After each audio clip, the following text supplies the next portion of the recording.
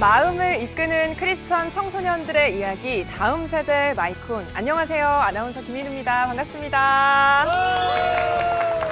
네.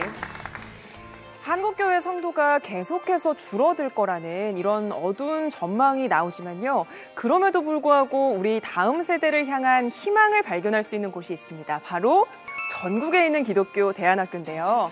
기독교 대안학교에서 하나님의 일꾼으로 쓰임받을 멋진 청년들이 귀하게 하나님 안에서 성장하고 있기 때문입니다. 저희 마이콘을 통해서도 확인하고 계시죠. 그래서 이 멋진 크리스천 청소년들을 만날 수 있는 이 시간이 저에게는 어떻게 보면 일주일 중에 가장 소중하고 설레는 시간이 아닌가 싶어요. 그래서 오늘도 이 귀한 시간에 함께해 주실 출연자분들부터 먼저 소개해 드리겠습니다. 저희 프로그램의 아버지 같은 분이시죠?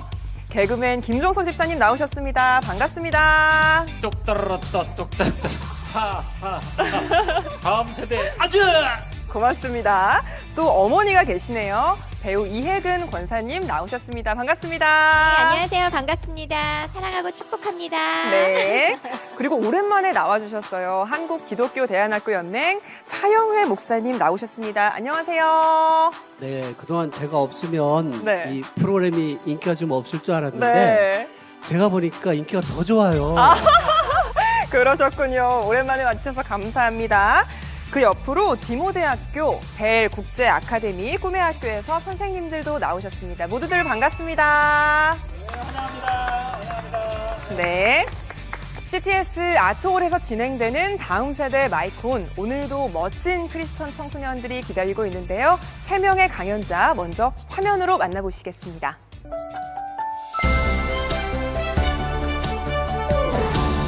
힌두교를 믿는 방글라데시인 아버지와 지적장애인 어머니를 둔 보나.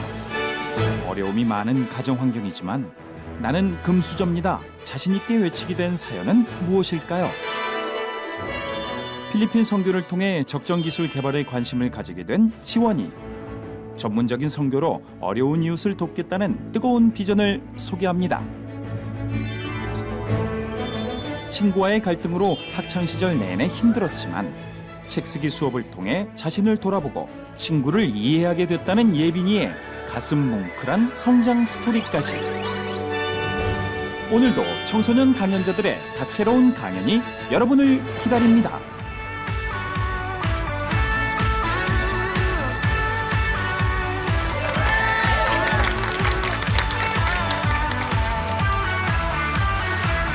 안녕하세요. 저는 디모대학교 9학년에 다니고 있는 민보나입니다.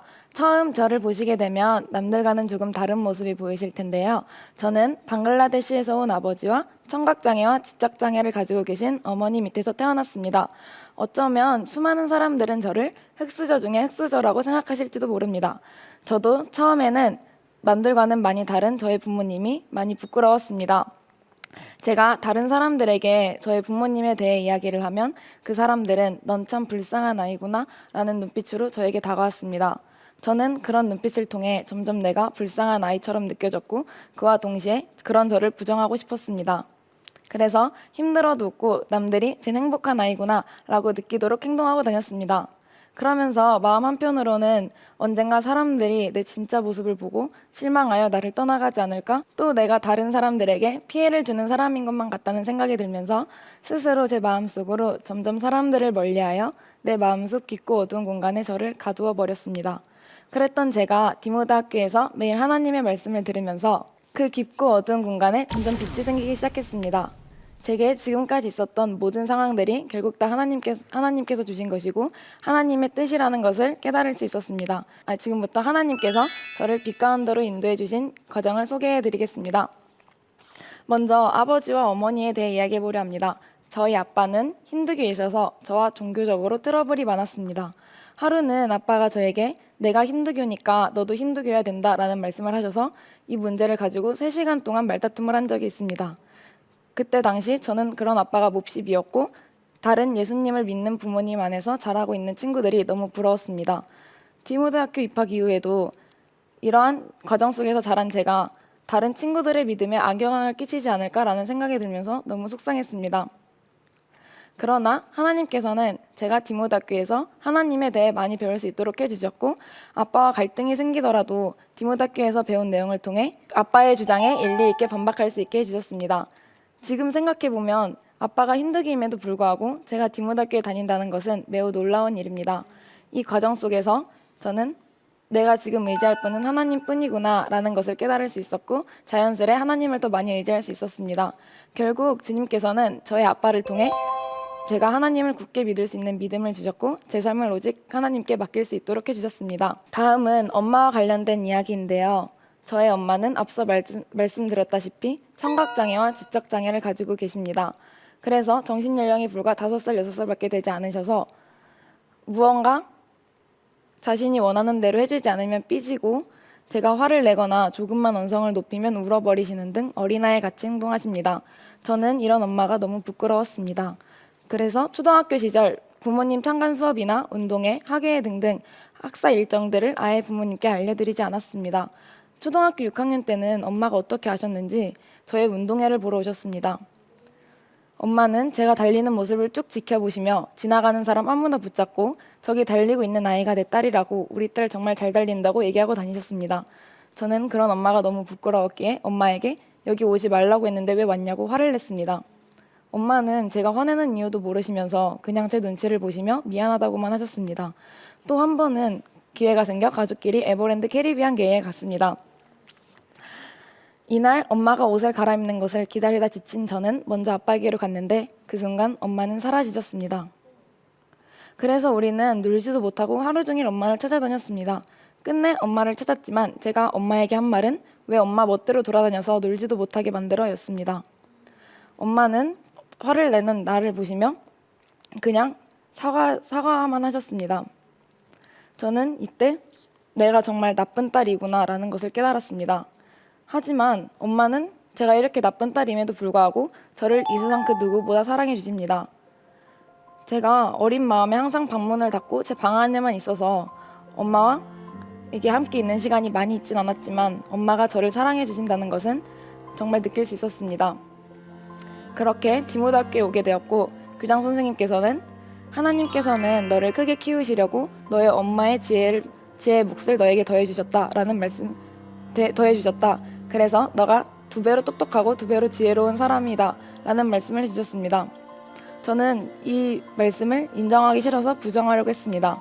그런데 삼촌이 너의 엄마가 장애인이 된 게 후천적이라서 너가 똑똑하게 태어날 수 있었다라는 말씀을 하셨습니다. 저는 이 말씀을 듣고 아 진짜 이게 다 우연이 아닌 하나님의 계획하심이구나 라는 것을 깨달을 수 있었고 교장 선생님께서 하신 말씀대로 하나님께서는 정말 나를 크게 키우시려고 우리 엄마에게 연약함을 주셨구나 라는 것을 받아들일 수 있게 되었습니다. 부끄럽게만 생각했던 저의 아버지 어머니를 통해 하나님께서는 제가 하나님의 사랑을 경험할 수 있도록 해주셨고 한 발자국 나아가 제가 하나님 안에서 꿈을 품을 수 있도록 도와주셨습니다.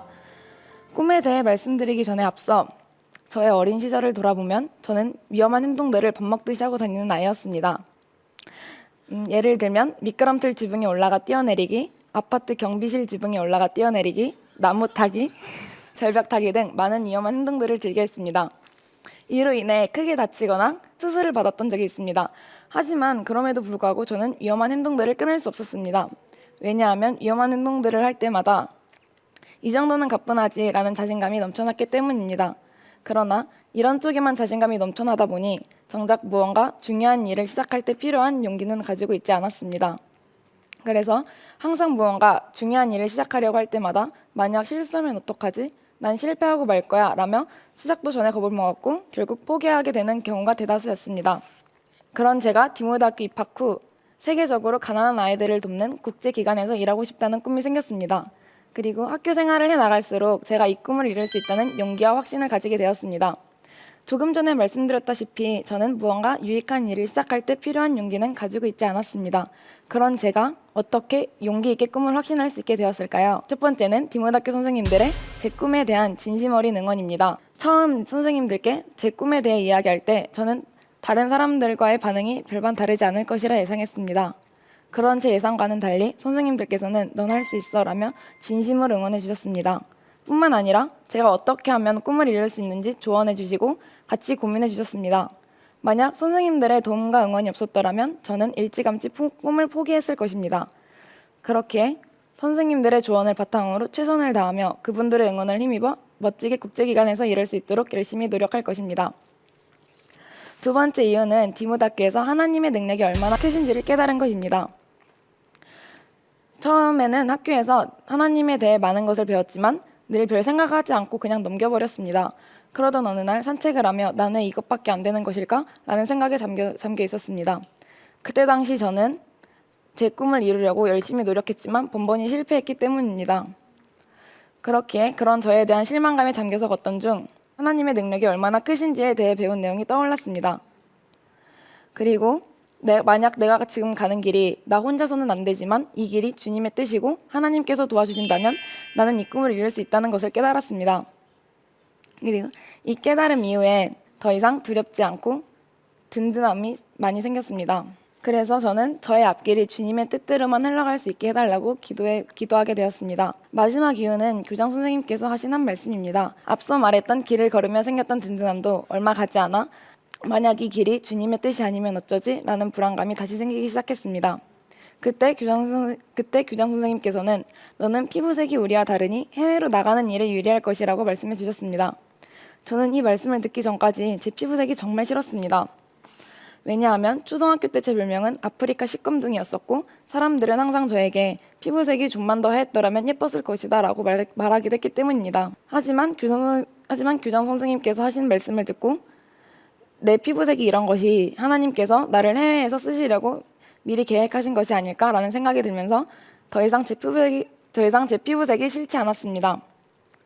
그리고 지금은 더 이상 이 길이 주님의 뜻이 아니면 어쩌지? 라는 의심을 모두 버리고 주님께서 도와주시니까 난 할 수 있어 라는 확신 가운데 있게 되었습니다. 여러분, 이제 제가 처음 가는 조금 다르게 보이시나요?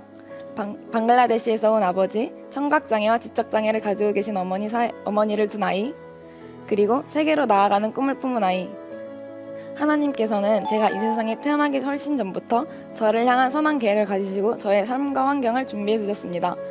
하나님이 제 수저의 주인이십니다. 다른 사람이 볼 땐 제 수저의 재질이나 모양 색깔이 안 좋을지 몰라도 이것은 하나님께서 가장 완벽하게 준비해 주신 것이었습니다. 그러니 지금 어려운 상황에 있더라도 이게 다 하나님의 뜻이라는 것을 기억하며 소명을 가지고 살아가셨으면 좋겠습니다. 하나님께서는 언제나 우리를 지켜보시며 우리 앞길을 세밀하게 계획하십니다. 하나님께서는 우리 각자에게 가장 꼭 맞는 가장 아름다운 수저를 예비해 두셨습니다. 그러니 용기를 가지고 하나님의 용사로서 앞으로 나아가시기를 기도합니다. 감사합니다.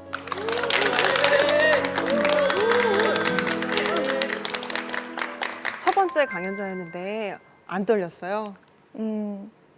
네, 그냥 뭔가 하나님께서 도와주신다 생각하니 그렇게 떨리진 않았어요. 너무 잘해줬어요. 감사합니다. 너무 잘해줬어요. 근데 어떻게 기독교 학교에 입학을 하게 된 거예요? 아버지는 제가 무언가 좀 많은 것을 배우길 원하셨습니다.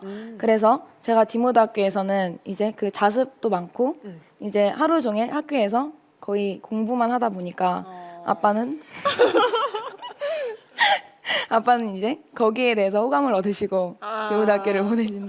공부를 열심히 하는 딸을 보고 네. 그러셨군요. 기독교 대안학교에 입학하고 나서 본인이 가장 많이 달라진 게 있다면 어떤 거예요? 원래 어렸을 때는 되게 소극적이고 진짜 말 그대로 먼저 친구들에게 다가가지도 못하고 혼자서 있는 그런 편이었는데 학교에서 오다 보니까 진짜 그냥 되게 적극적으로 변했어요, 제 스스로가. 선생님들뿐만 아니라 교장 선생님이 격려의 말씀을 네. 해줬다 그랬잖아요. 근데 저는 이 부분 들으면서 좀 깜짝 놀랐어요. 왜냐하면 제가 생각하는 교장 선생님은 좀 어렵고 뭔가 엄숙하고 말 붙이기가 참 쉽지 않고 사실 뵙기도 쉽지가 않잖아요. 근데 교장 선생님이 격려의 말씀을 많이 나눠줬다 이렇게 말을 해줬는데 디모대학교는 우리가 생각하는 교장 선생님처럼 어려운 분들이 아닌가 봐요. 어때요? 저희 학교 교장 선생님은 먼저 중학교 1학년, 2학년 때부터 노동과 작업이라고 노작 수업을 통해서 교장 선생님과 친해질 수 있는 시간이 있고요. 항상 교장 선생님께서는 복도나 학교를 돌아다니시면서 학생들 한 명 한 명 안부를 물어보시고 그 학생에게 맞는 도움을 주시기 위해서 노력하시는 분이라서 되게 많이 친해질 수 있는 교장 선생님인 것 같습니다. 디모대학교 교무부장이신 나상엽 선생님이 나와주셨는데요. 어떤 변화들이 보나에게 좀 있었는지 직접 말씀을 해주시죠. 그 보나가 똘똘해요. 처음부터 똘똘했습니다. 그런 것 같아요. 그런데 가끔 이제 좀 4차원 약간 4차원적인 그런 게 좀 없지 않아 있었는데 그런데 아까 얘기한 것처럼 네. 학교 생활하는데 점점 이거 너무 적극적이에요. 어. 그리고 뭐든지 좀 솔선수범하고 친구들을 도우려고 하고 그런 모습들이 참 놀랍다 이런 생각들을 많이 하게 되는데 사실 저희가 뭐 학교에서 우리 교장 선생님 말씀 많이 하셨는데 이렇게 네. 여러 면에서 돕는다고는 하지만 그 아이들의 변화라는 게 우리가 바라는 대로 되지는 않잖아요. 그런데 오늘 이런 얘기를 들으면서 참 이 하나님께서 우리 자라나게 하신다 그 말씀 있지 않습니까? 맞습니다. 그 말씀이 너무 생각이 나면서 참 보나의 삶의 주인이 정말 하나님이시구나 이런 것들을 저도 막 경험을 하게 되면서 너무 감동이 됐습니다. 그리고 보나가 지금 아주 잘하고 있어요. 그래서 너무 지금 잘해요. 최근에 글짓기 대회가 있었거든요. 네. 근데 거기에서 글을 써냈는데 이런 이야기를 담아서 아주 솔직하게 그 시를 또 썼어요. 시를요. 이렇게 어둠 가운데 있는 친구를 이렇게 도와줄 수 있는 빛 가운데로 나오게 해줄 수 있는 그런 한 아이가 되고 싶다 이런 글을 썼는데 그것도 시간이 되면 좀 보여드리면 참 좋은데 네. 국어 교사로서 더욱 잘하고 있었습니다. 그렇습니다. 감사합니다. 저희 어머님이 한글을 몰랐어요. 그리고 이제 시골에서 늘 새벽에 일어나서 해 떨어질 때까지 일만 하셔서 허리가 이렇게 기역자가 돼 있었어요. 그래서 아이들이 기역자 엄마, 기역자 아줌마 이런 게 굉장히 저도 부끄러웠었거든요. 그리고 학교에서 통지표 오고 뭐고 그러면 어머님이 글을 모르니까 네. 모든 걸 제가 이렇게 하면서 굉장히 짜증을 많이 냈었거든요. 엄마는 왜 그 한글을 모르고 자기 이름도 못 쓰니까. 그런데 그때 사회풍토가 그렇게 됐었더라고요. 나중에 보니까. 그리고 그 후에 제가 이제 교회를 나가게 되면서 그 어머님이 나를 위해서 자식을 위해서 그리고 허리가 휜 거를 안 거예요. 그래서 그때부터 제가 이제 바뀌기 시작했죠. 네. 저 허리를 평생 못 펴지만 그 안에 숨어 있는 그 마음을 내가 펴드리고 싶다. 그래서 어머님이 실은 그 공부를 하나도 못해서 그걸 꿈을 제가 어머님 꿈을 어떻게 보면 펴드리려고 박사학위를 마친 거예요. 아이고. 그러고 나서 대학교에서 이제 마지막 졸업식 날 어머님을 그 한 몇천 명이서 있는 데서 어머님을 모셨어요.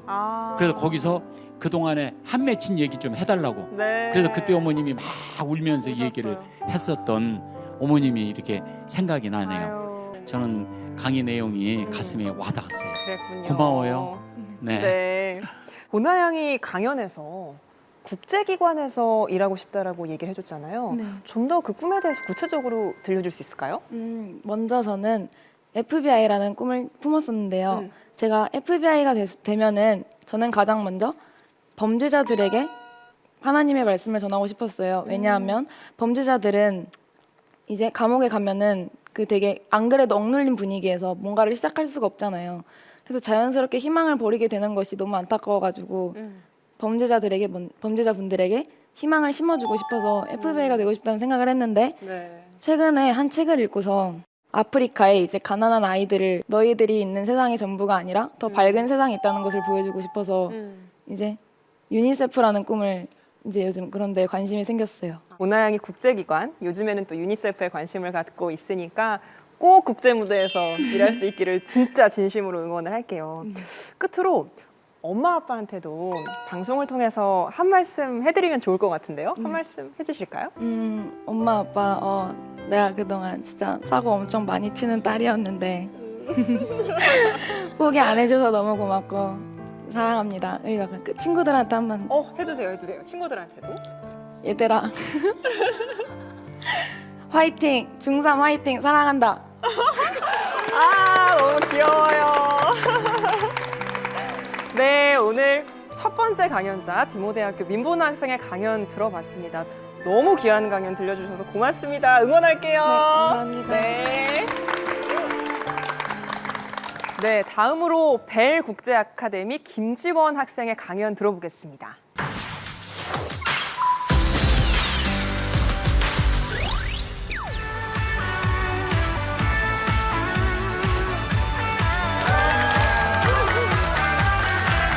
안녕하세요. 벨국제 아카데미에 고3으로 재학 중인 김지원이라고 합니다.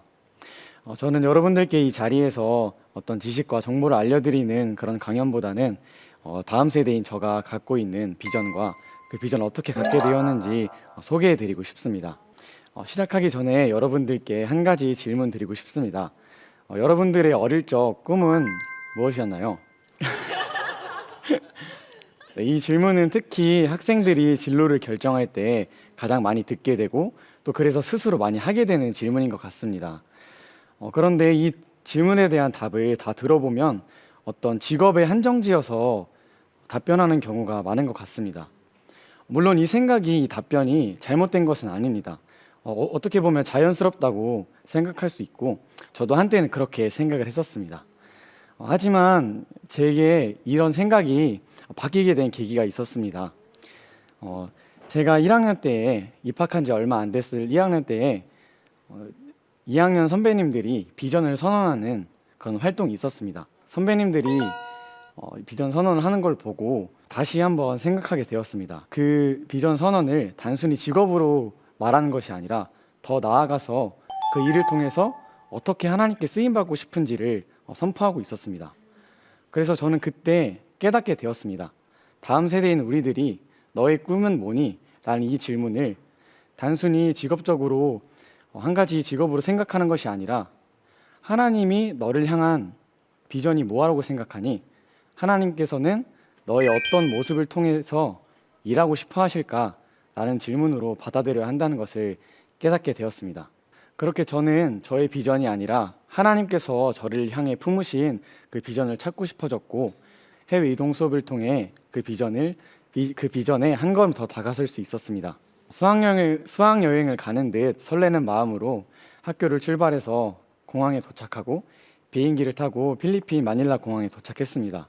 그때까지만 해도 정말로 신났고 그 숙소가 어떨지, 숙소에 도착해서 뭐하고 놀지 그런 고민을 하고 있었는데 그런 고민을 할 때가 아니었습니다. 그 공항에서 나오자마자 그 모든 기대가 물거품이 돼버리고 말았는데요.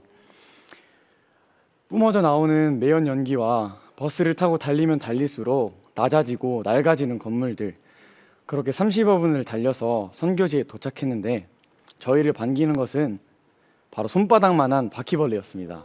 그런데도 밤이 늦어서 빨리 자야 돼서 어쩔 수 없이 바퀴벌레와 하룻밤을 같이 하고 나서 일어난 후에 가장 처음 했던 활동은 또 노동이었습니다. 그저 막노동이었습니다. 땅을 파고 그 흙을 퍼나르고 또 시멘트를 섞어서 만들어서 길을 포장하고 진짜 생전 처음 해보는 그런 노동에 여기저기서 불평의 목소리가 터져 나왔습니다. 그렇게 우여곡절 끝에 그런 노동을 끝내고 쉬고 있는 저희들에게 선교사님께서 물어보셨습니다.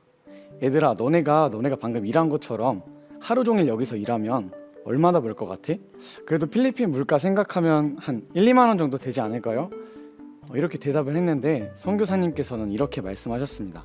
얘들아, 너네가 이렇게 열심히 하루 종일 일해도 여기서는 단 1,000원도 벌지 못해. 그리고 그 1,000원으로 온 가족이 하루 동안 살아가야 한다고 말씀해 주셨습니다. 어떻게 1,000원으로 온 가족이 그렇게 생활할 수가 있지? 나에게 있어서 1,000원은 받아도 그만 안 받아도 그만인 그런 그저 작은 돈인데 이들에게는 하루를 살아가게 하는 정말로 소중한 돈이구나라는 것을 깨닫게 되었고, 그 충격이 아직 가시지 않은 채 다음 일정인 피딩 사역을 하러 갔습니다. 저희가 갔던 곳은 몬탈반이라는 지역의 쓰레기 산이었는데 이렇게 정말 딱 보기에도 정말 지저분하고 집 온 곳에 이렇게 쓰레기가 쌓여있는 곳이었습니다. 쓰레기 더미에서 살아가는 아이들은 피부병에 걸리지 않은 아이들이 없었고 트럭의 매연과 쓰레기 냄새가 저의 코를 찔렀습니다.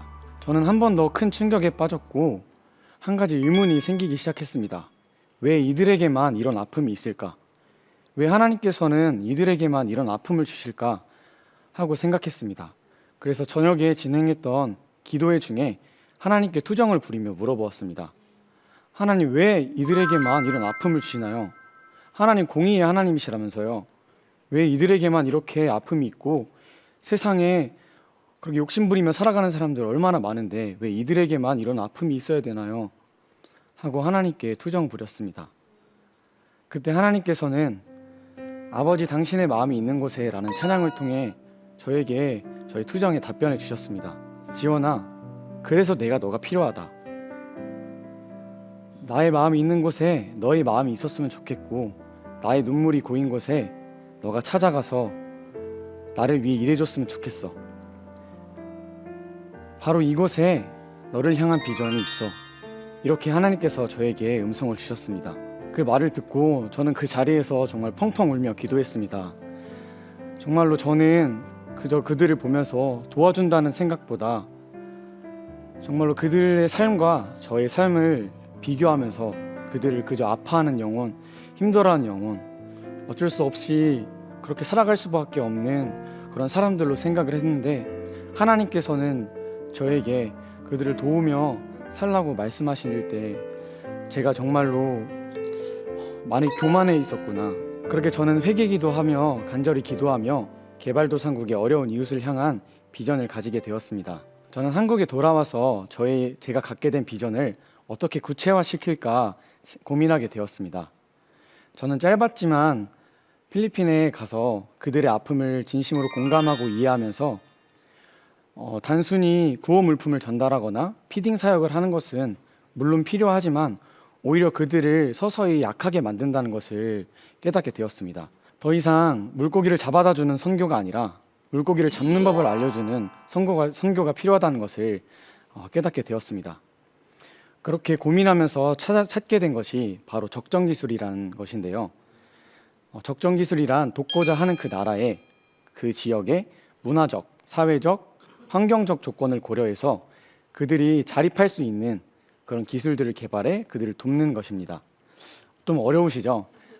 그래서 제가 예를 하나 준비해 왔습니다. 어느 나라의 한 빈곤촌에 옆에 굉장히 큰 코코넛 농장이 있었습니다. 그래서 그 주변에는 버려진 코코넛 껍질들이 되게 많이 널려 있었는데요. 그래서 어느 한 단체에서 그것을 찾아가서 버려져 있는 코코넛 껍질을 이용해서 숯을 만들어서 그들에게 열 에너지를 선물하기도 하고, 활성탄을 만들어서 그들에게 더러운 물을 정수할 수 있는 그런 기술들을 선물해서 그들의 삶을 조금 더 낫게 만들어 주었습니다. 지금까지 나온 적정 기술 중에는 그곳의 아픔을 진정으로 이해하지 못하고 공감하지 못해서 그들의 문화적, 사회적, 환경적 조건을 충분히 고려하지 못해서 실패한 적정 기술도 참 많습니다.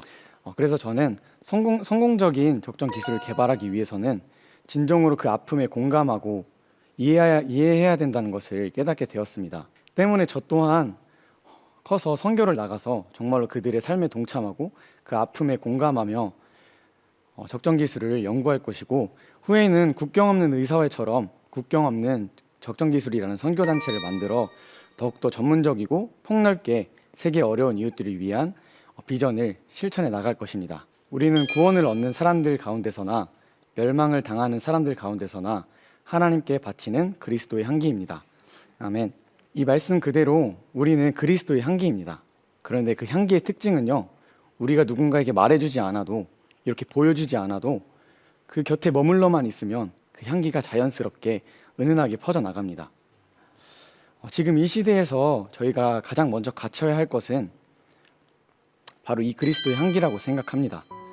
어떠한 선교 활동이나 봉사 활동을 통해서 하나님의 이름을 전하는 것, 그것도 물론 필요하지만 저희가 지금 이 시대에 가장 갖춰야 할 것은 이 그리스도의 향기를 저희 삶에 배워서 그 삶으로 실천해 나가는 그런 삶을 살아야 한다고 생각합니다. 저희 비전을 실천하면서, 그리고 예수님과 동행하면서 그 그리스도의 향기를 제 몸에 배워서 그 비전을 실천하며 하나님의 나라를 확장해 나가고 하나님의 이름을 증거해 나가는 그런 다음 세대가 되기 위해 노력하겠습니다. 감사하겠습니다. 네, 벨 국제 아카데미 김지원 학생의 강연까지 만나봤습니다. 너의 꿈이 뭐야? 라는 이런 질문을 우리 지원 학생은 너를 향한 하나님의 꿈은 뭐라고 생각해? 바꿔서 생각할 줄 알아야 한다라는 말을 해줬어요. 하나님 중심으로 우리가 꿈을 가져야 한다, 이런 말이 참 저도 인상적이었는데, 차영희 목사님, 지원군 강연 어떻게 들으셨어요? 네, 그 앞에 이제 강연을 했던 보나 양이나 네. 우리 지원군 강연을 들으면서 저는 좀 자괴감이 아주 심하게 들었어요. 왜요? 저는 40살이 돼서 우리 지원군이 했던 질문을 던져봤거든요. 근데 이제 이렇게 노쇠가는 지금도 그 질문 앞에서 머뭇거리고 있거든요.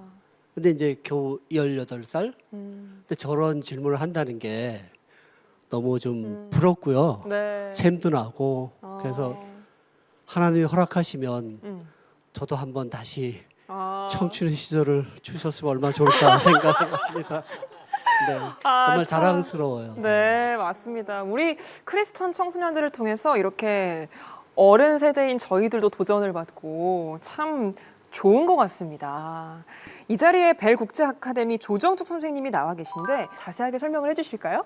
저희 학교는 이제 1학년에 들어오면 이제 바로 자기에게 주어진 비전을 찾기 위해서 선생님들하고 뭐 지속적인 상담은 기본이고 진로와 직업이라는 그런 수업을 통해서 진로 탐색을 본격적으로 시작하게 돼요. 2년 동안 그렇게 탐색을 하면서 그 모든 과정을 한데 모아서 2학년 말에 비전 선언식이라는 것을 합니다. 그래서 비전 선언식과 동시에 비전 전시회를 여는데요. 이때는 우리 아이들이 2년 동안 찾은 하나님께서 나에게 허락하신 비전이 뭔지를 발견하고 그걸 또 글로 작성하고 그리고 비전을 선포하는 영상을 또 제작해서 전시를 하고요. 그리고 그 비전을 찾아가기 위해서 또 저희가 자서전을 써요. 자신의 과거, 자신의 현재, 미래까지 다 담은 자서전을 쓰는데 이 자서전을 쓸 때는 사실 과거에 나에게 부어주셨던 그 은혜를 다시 한번 찾아보고 다시 한번 회상하면서 네. 다시 한번 감사하면서 그리고 지금 현재 내가 이렇게 있구나. 또다시 감사하면서 아 그럼 미래에는 어떤 모습을 원하시는 걸까? 이러면서 자기의 비전을 찾아가는 과정이거든요. 지원군이 그러면 오늘 저희에게 들려주신 비전도 그러면 고2 때 비전 선언식에서 선포가 된 비전인가요? 네. 아, 제가 2학년 때 말씀하신 것처럼 2학년 말에 제가 방금 말씀드린 비전을 선포했습니다. 근데 제가 방금은 이렇게 쭉 제가 저의 그 비전을 찾게 된 여정을 말씀드렸는데요. 사실 이 내용이 고등학교 3년간 있었던 사실 과정이었습니다. 그것을 하나로 조금 자연스럽게 말씀드린 건데 제가 필리핀을 1학년 초반에 갔다 오는데 그때 느꼈던 충격과 그런 것들이 있었는데도 불구하고 다시 돌아와서 그걸 한동안 잊고 살았었어요. 그러다가 다시금 2학년 때 비전 선언식을 통해서 다시금 저희 비전을 구체화시키고 또 적정 기술이라는 저희 비전을 찾고 할 수 있었던 것 같아요. 그때 그 고2 때 했던 비전 선언식에서의 선포 이런 것들이 설렘이 아직도 좀 기억이 나나요? 네. 그때도 제가 정말로 아직 명확하게 찾지 못했을 때였는데 네. 정말로 그거를 딱 찾는 순간 드디어 찾았다. 이거구나라는 그 설렘이 아직도 있고 그래서 이 자리에 나와서 당당하게 선포할 수 있는 것 같습니다. 그렇군요. 하나님을 만나면 꿈이 생기는 것 같아요. 꿈과 소망이 생기는 것 같습니다. 이런 얘기를 들었어요. 우리가 이제 모든 사람들이 암이라는 병을 굉장히 두려워하잖아요. 근데 암보다 더 무서운 게 절망이라 그래요. 절망은 어떤 암이라는 거는 우리가 치료를 받으면 회복도 될 수 있잖아요. 근데 절망은 그렇지 않다 그래요. 근데 그 절망의 가장 좋은 약은 희망이라 그러는데 우리 지원군이 바로 그곳에 정말 희망을 선포하고 희망을 준다면 절망인 그곳에 예쁜 꽃이 피고 정말 그곳이 푸른 나무가 자라는 귀한 하나님의 또 땅이 되지 않을까 싶거든요. 맞습니다. 그래서 저는 우리 지원군이 그곳에 정말 하나님의 비전과 꿈을 마음껏 펼치는 그런 시간이 꼭 오길 네. 함께 기도하면서 응원하겠습니다. 네, 귀한 말씀 고맙습니다. 이제 새학기부터는 대학생으로 생활을 하잖아요. 네. 앞으로의 계획이나 그런 거 있어요? 이 질문이 처음에 준비할 때 참 면접 질문 같이 들려왔는데 항상 대학 입시 면접 질문에 학업 계획 같은 거 그래요? 물어보거든요. 그렇구나. 제가 이제 한동대학교에 하게 될 건데 네. 그래서 한동대학교의 모토가 뭐냐면 배워서 남주자라는 모토거든요. 들어봤어요. 맞아요. 네. 맞아요. 그래서 정말로 저희 비전이 정말로 그 한동대학교의 그 모토를 잘 실천할 수 있는 비전이 아닐까 싶어서 또 한 번 하나님께 감사드리고 확신을 주심에 참 감사했고, 그래서 그 확신을 가지고 그 비전을 가지고 정말로 제가 배운 것을 남을 위해서 쓰는 그런 하나님의 일꾼이 되기 위해 노력하겠습니다. 네, 고맙습니다. 네, 배워서 남을 줄 우리 지원 학생을 저희도 함께 응원하겠고요. 귀한 강연 들려주셔서 고맙습니다. 감사합니다. 네, 매주 다양한 주제로 크리스천 청소년들을 만나보는 다음 세대 마이콘, 벌써 마지막 강연자가 기다리고 있는데요. 끝까지 채널 고정해주세요.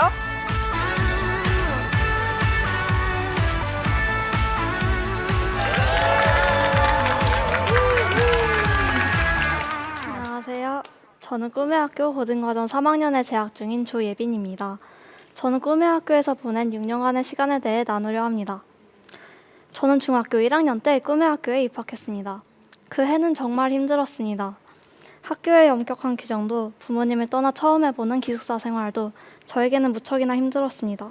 저를 가장 힘들게 했던 것은 꿈의 학교의 생활이 저의 성향과 맞지 않는다는 점이었습니다. 저는 성향상 혼자만의 시간과 자신만의 공간을 좋아하고 사람보다 지식을 좋아합니다. 이런 저이기에 꿈의 학교에 입학하기 전까지 저는 친구들과 노는 대신 책을 읽었습니다. 친구 관계를 중요시 여기지 않았기에 친구가 있으면 있는 대로, 없으면 없는 대로 신경 쓰지 않았습니다. 반에서 일어나는 모든 일을 몰랐고 알더라도 신경 쓰지 않았습니다. 부모님은 맞벌이셨고 언니는 학교에서 늦게 돌아와 저는 집에서도 혼자 있는 시간이 많았습니다. 이런 이유로 저는 사람들과 함께 있을 때 어색했습니다. 꿈의 학교는 공동체성을 중요시 여기는 학교였기에 협동활동이 많았고 그 탓에 친구들과 시간을 보내야 했습니다. 같이 시간을 보내다 보니 일상적인 이야기를 해야 하는 순간들이 왔습니다. 그 당시 저에게 수다는 세상에서 가장 쓸모없는 일이었습니다. 제게 아무런 지식도 줄 수 없기 때문이었습니다. 그래서 저는 일상적인 이야기를 하는 일에 서툴었습니다. 여러분은 졸리다고 하는 친구에게 어떤 말을 하십니까? 보통은 어제 늦게 잤어? 같은 이야기를 하실 것 같습니다. 그런데 저는 그날 이렇게 말했습니다. 그건 공기 중에 이산화탄소 농도가 0.01%를 넘었기 때문이야. 잘난 척하는 것처럼 보이지만 사실 저는 어떤 대답을 해야 할지 몰라 졸리다라는 말과 가장 관련된 이야기를 했을 뿐이었습니다. 중학교 초반에는 같이 시간을 보낼 친구가 있었지만 어느샌가 저는 혼자가 되어 있었습니다. 어떻게 해야 할지도 정확한 원인조차 몰랐습니다. 주위의 모든 사람들은 각자의 친구가 있었기에 저만 친구가 없다는 생각에 제 자신이 열등하다고 느껴졌고 저가 문제아가 된 기분이었습니다. 제가 말을 걸 때면 알 수 없는 분위기로 저를 멀리하는 친구들을 마주해야 했습니다. 쉬는 시간이면 시끌벅적한 친구들 사이에서 저만 혼자 앉아있는 것도 힘들었습니다. 이런 관계는 굳어져 꽤 오랜 기간 지속되었습니다. 원망스러웠습니다. 무능력한 제 자신이, 묘한 분위기의 친구들이, 이 상황을 허락하신 하나님이 원망스러웠습니다. 고3이 되었을 때에도 변하지 않는 상황에 좌절했습니다. 자퇴를 고려하며 생각을 정리하던 중 제가 몰랐던 사실 하나를 알게 되었습니다. 그것은 저의 관계 갈등이 저뿐만 아니라 많은 사람들에게 고통이 되었다는 사실이었습니다. 학교 선생님들께서는 저를 위해 깊이 고민하시며 기도하셨습니다. 친구들에게 저와 함께 밥을 먹는 것을 권하시기도 하고 서로가 마음이 상하지 않도록 조심스레 말을 꺼내셨습니다. 친구들은 저와 같은 공동체에 속했다는 이유 하나만으로 저에게 대한 의무감을 가지고 도우려 했지만 공감이나 장난 같은 정서적인 교감보다는 다른 관심사의 이야기를 하는 저를 대하기 힘들었을 것 같다는 생각이 들었습니다. 선생님들의 지속적인 권유도, 학교에서 배우는 가치도 공동체는 하나라는 것이었습니다. 그 가치는 친구들의 마음에 짐이 되었을 것입니다. 그리고 저를 돕는 일 역시 힘들고 지치는 일이었으리라 생각됩니다. 고2가 되었을 때 우연히 한 수업을 듣게 되었습니다. 그것은 책 쓰기 수업이었습니다. 당시 저의 가장 큰 관심사였던 관계 갈등은 저의 책 주제가 되었습니다. 한 권의 책을 써내려가며 저의 내면이 조금씩 정리되어 갔습니다. 저의 책 제목인 내가 된 나는 너와 다를 바 없다 라는 말처럼 제 상황만을 생각하던 제가 친구들과 선생님들의 입장을 고려하게 되었습니다.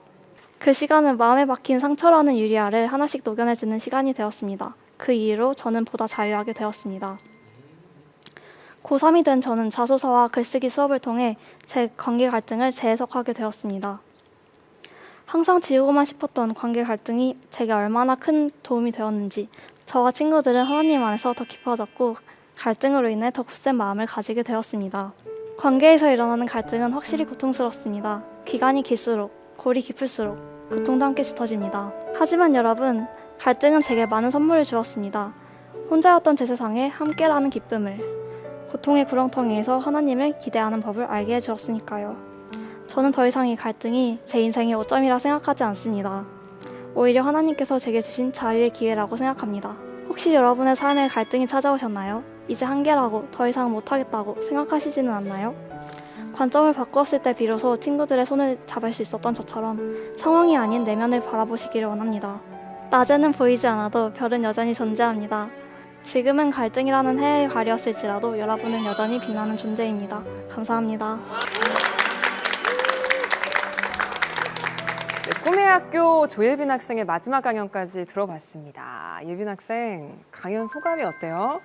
사실 오기 전에는 되게 무섭고 하고 싶지 않은 마음에 선생님을 설득하려다가 네. 도무지 설득이 안 될 것 같아서 제 마음을 그냥 못할 거면 즐기기라도 하자라는 마음을 가지고 왔습니다. 학창 시절에 제일 큰 고민이요, 여러분. 성적일 것 같으시죠? 근데 물론 성적인 경우도 있겠죠. 근데 친구 관계인 경우가 더 많은 것 같아요. 원래 제 생각만 해봐도 친구랑 싸우고 나면 그날 하루 너무 속상하고 친구랑 잘 지내면 그날 하루 즐겁고 이랬던 것 같거든요. 그 나이 때는 또 친구가 전부인 시기일 수도 있으니까요. 근데 예빈 학생의 강연을 통해서 많은 친구들이 친구와 갈등이 있는 사람들이라면 참 많이 도움도 되고 위로가 되는 시간이 아니었을까 싶어요. 이렇게 강연을 들으면서 나는 나를 넘어선다. 이렇게 뭐라 그럴까? 나는 지금까지, 하나님은 이제부터 지금까지 내가 혼자 있는 걸 너무나 좋아하고 막 그랬지만 또 공동체 생활을 통해서 내가 그 벽을 깨고 나온 거잖아요. 근데 아까 이렇게 얘기하면서 쑥스러울 때마다 짓는 그 표정이 얼마나 귀여운지 정말 벌써 이 자리에 나와서 우리에게 이런 얘기를 들려줬다는 거는 내가 나를 넘어선 거거든요. 맞아요. 네, 승리하신 거예요. 이 책 꼭 한번 읽어보고 싶어요. 네. 이제 책 얘기를 한번 들어보겠습니다. 갈등을 해결할 수 있는 방법이 참 여러 가지가 있잖아요. 근데 예빈 학생의 경우에는 글쓰기 수업을 통해서 많이 도움을 받았다고 했잖아요. 책 제목이 다시 한번 보여줄 수 있어요? 내가 된 나는 너와 다를 바가 없다, 이건데 어떤 의미를 책 제목에 담은지도 궁금하고 책 소개도 좀 해주세요. 내가 너보다 더 낫지 않고 너는 나보다 낫지 않기 때문에 우리는 서로에게 배려를 하자. 너는 우리가 서로 이해를 할 수 없어도 그것이 너의 최선이었음을 안다. 이런 내용이고요. 네. 저는 이 책을 쓰면서 친구들에 대해서 조금 더 이해를 하게 된 것 같아요. 그리고 친구들도 제가 쓴 글을 나누면서 저에 대해서 조금 더 이해를 하게 된 것 같아요. 제가 정말 이상한 아이지만 그 친구들이 보기에 조금 더 덜 이상한 아이로 저에게도 이유가 있었던 것으로 약간 그런 식으로 변해간 것 같습니다. 아, 이상하지 않아요. 특별한 거죠. 이 자리에 꿈의 학교 김호순 선생님이 나와 계신데요. 책 쓰기 수업을 담당을 하셨다고 들었습니다. 예빈 학생이 이렇게 글쓰기 수업을 통해서 자신의 내면에 있는 갈등들을, 관계의 갈등들을 극복해 나가는 모습들을 쭉 지켜보셨을 텐데 어떠세요? 우리 예빈이 정말 보는 자체로 제가 굉장히 교사로서 흐뭇함을 느끼고 네. 보람을 느끼게 하는 학생이에요. 그러니까 책 쓰기를 하기 전에 우리 예빈이는 제가 중1 때 잠깐 봤거든요. 중1 때. 중1 때 한 학기를 봤는데 얘가 맨날 침대에 들어가서 책만 보는 거예요. 그래서 제가 이 친구는 사회성을 조금만 길러줘야겠다. 그래서 제가 다른 친구들에게는 시간 나면 틈나는 대로 책을 읽어 이렇게 이야기하는 반면에 저 아이한테는 너는 책을 그만 읽고 책을 덮고 친구들 속으로 들어가야 해. 제가 그 말을 좀 했었거든요. 근데 예빈이는 그걸 지금 기억해요. 지금도. 그리고 이제 저는 이제 뭐 예빈이랑 만날 기회는 없었는데 고2 때 만났죠. 고2 때 책 쓰기를 하러 왔는데 네. 그때만 해도 예빈이는 이제 너무 그 친구 관계가 그립고 이러니까 이제 그리우면서도 가까이 갈 수 없고 가까이 가서도 또 가까워지지 않고 뭐 이런 것을 그 한계에 이제 많이 도달해 있었기 때문에 많이 지쳐 있었거든요. 그래서 이제 좀 수업에 집중도 잘 안 되고 이러는 상태인데 저희 책 쓰기는 3월부터 12월까지 1년 과정이에요. 그래서 한번 선택하면 중간에 드랍할 수도 없고 포기할 수도 없는 수업인데 수업을 들으면 어떻겠냐고 저한테 와서 걱정이 된다고 듣고는 싶은데 네. 근데 제가 다른 친구들에게는 신중하게 선택하라고 하거든요. 근데 제가 한눈에 알아봤죠. 넌 이 책 쓰기를 꼭 해야 해. 그래서 중간에 책상에 엎드려 자든 말든 상관없다. 끝까지 가기만 하면 된다. 우수 작가로 선정이 됐고요. 그 많은 작가들 중에 학교만 졸업하자. 엄마도 이렇게만 생각하셨었고 예빈이도 그냥 졸업만 해야지 했었는데 이제 대학도 다 진학을 하게 됐고요. 그 에세이를 쓰면서 자기 자신을 잘 돌아보고 얼만큼 성장했는지를 잘 점검하는 시간이 됐죠. 네. 책 쓰기 수업을 통해서 예빈이 같은 경우는 갈등을 극복하는 과정을 겪었지만 참 많은 것들을 배울 수 있는 귀한 기독교 대안학교의 수업이 아닌가 이런 생각이 듭니다. 예빈이 같은 경우는 이제 갈등이 오점이 아니라 하나님이 주신 선물이라고 생각한다라는 고백을 했는데 앞으로도 더 멋진 모습으로 앞으로 또 다른 책을 통해 많은 사람들을 위로할 수 있었으면 좋겠습니다. 오늘 멋진 강연 들려주셔서 고맙습니다. 감사합니다. 네. 다음 세대 마이크 온에서는 여러분의 참여를 기다리고 있습니다. 초등학생에서 고등학생까지 크리스천 청소년이라면 누구나 참여할 수 있는데요. 세상을 향해 들려주고 싶은 이야기를 10분 이내로 촬영하여 원고와 함께 홈페이지에 올려주시면 됩니다. 감동적이고 재밌는 이야기를 기다립니다. 마이크의 주인공이 되어주세요. 네, CTS 아트홀에서 전해드린 크리스천 청소년들의 강연쇼 다음 세대 마이콘 오늘 순서는 여기까지입니다. 함께하신 소감 한번 들어볼 텐데요. 김종석 집사님 오늘 어떠셨어요? 우리 청소년들이 네. 두려움이 왜 생길까 그걸 한번 생각해 봤어요. 그런데 어두울 때 두려움이 생길까요? 밝을 때 생길까요? 어두울 때. 그렇죠. 네. 그 어두울 때 두려움이 생기는데 그 두려움을 걷어내면 우리 친구들이 생각이 이렇게 굉장히 발전하고 뛰는구나 네. 이 생각을 했어요. 그래서 우리 청소년들이 자기 생각을 이렇게 어두운 곳에서 밝은 곳으로 뛰어나올 수 있는 그런 어떤 계기를 스스로 만들어보는 마이크 온 속에서도 느꼈으면 좋겠다 이런 생각이 들었습니다. 네, 고맙습니다. 선생님들 소감도 한번 들어볼 텐데요. 디모대학교 백승엽 선생님, 다른 학교 학생들 보신 소감 어떠세요? 모든 대안학교 선생님들이 너무 애쓰고 계시고 네. 그리고 아이들이 이제 꿈을 향해서 달려가는 모습이 굉장히 인상 깊었어요. 맞습니다. 특별히 일반 학교에 다니면 물론 다 그런 것은 아니지만 많은 친구들이 자신이 어디를 가야 할지 모르고 그저 입시만을 준비하는 어떤 경주마처럼 달려가는 것을 보고 있는데 네. 지금 나오신 여러 선생님들의 이야기 그리고 우리 학생들의 이야기를 들어볼 때 입시를 넘어서 다음 세대를 우리가 정말 준비하고 있구나 그런 생각을 가지게 되어서 참 네. 인상 깊은 시간이었습니다. 네, 맞습니다. 저희 마이콘이 회를 거듭할수록요. 우리 기독교 대안학교가 든든하게 바로 서야 하나님 안에서 성장하는 다음 세대도 더 많아질 수 있겠다 이런 생각이 들었는데 마지막으로 차영애 목사님이 한 말씀 해주시죠. 저희가 그 기독교 대안교육은 공교육과 대척점에 있는 게 아니거든요. 이제 공교육도 든든히 서야 또 우리 많은 아이들이 혜택을 받을 수 있고 대안학교도 든든히 서야 되거든요. 그러니까 네. 이제 가치관의 선택이에요. 공교육이 나쁘다는 것이 아니라 우리가 원하는 교육을 공교육에서 할 수 없기 때문에 우리가 대학을 선택하는 거거든요. 근데 우리의 선택이 이제 때로는 되게 흔들리거든요. 과연 맞을까? 열매가 있을까?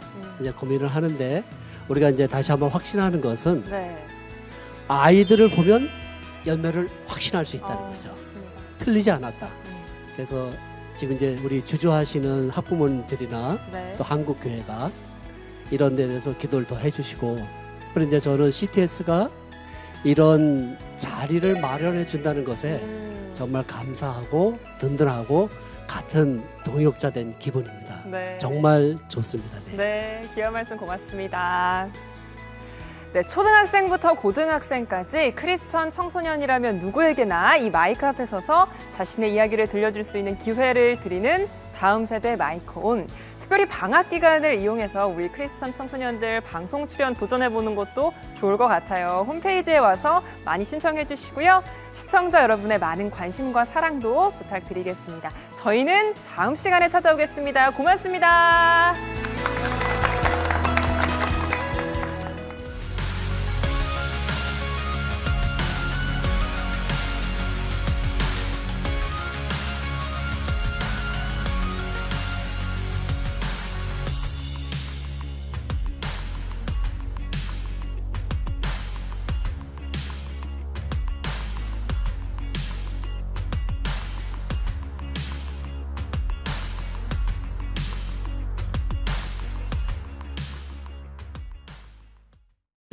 이 프로그램은 CTS 방송가족의 사랑과 후원으로 제작되었습니다. 후원전화 02-6333-1003번, ARS 060-808-1004번으로 전화주세요.